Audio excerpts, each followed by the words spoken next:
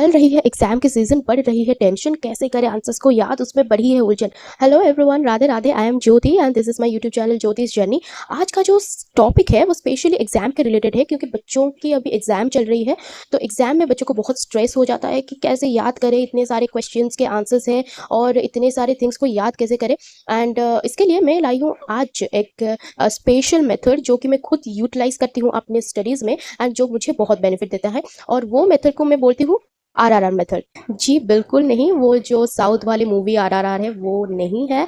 This RRR is my own method and this RRR stand for read, recall and revise.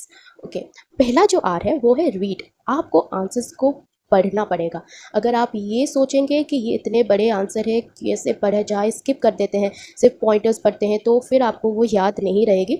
आप कम से कम आप एक बार तो ज़रूर पढ़ें उस क्वेश्चन के आंसर्स को और वो टॉपिक को, जिससे आपको उसका जो स्क्रिप्ट समरी है वो याद रह जाएगी और आपको समझ में आ जाएगा कि टॉपिक एक्चुअली किसके बारे में है। अगर आप सिर्फ आंसर्स को पढ़ेंगे और आपने टॉपिक या फिर लॉन्ग आंसर्स के सिर्फ पॉइंटर्स को पढ़ेंगे और आंसर्स को आपने स्किप कर दिया, तो फिर आपका जो थिंकिंग का पावर है वो लिमिटेड हो जाएगा। ओके, तो उसको पढ़िए और पढ़ने के साथ साथ उसको समझिए। ओके, समझना बहुत ज़रूरी है। ओके, हमने आंसर्स को पढ़ लिया एक बार, उसके बाद आप उसको शॉर्ट फॉर्म में कन्वर्ट करके उसको पढ़ सकते हैं। Okay, and the second R is for recall. आप जो पढ़ रहे हैं वो आपको याद होता है कि नहीं, वो आप कैसे जाने। आप जो पढ़ रहे हैं, पढ़ाई करने के बाद आपने एक बार रीड किया, रीड करने के बाद आपका जो नोटबुक है उसको आप बंद करिए और जो भी आपने पढ़ा है उसको आप अपने दिमाग में रिकॉल कीजिए। ओके, बार बार उसको याद करने की कोशिश कीजिए कि मैंने पढ़ा क्या था। अगर हो सके तो आप नोट्स बना सकते हैं, notes is very important. Okay, आप नोट्स बनाइए,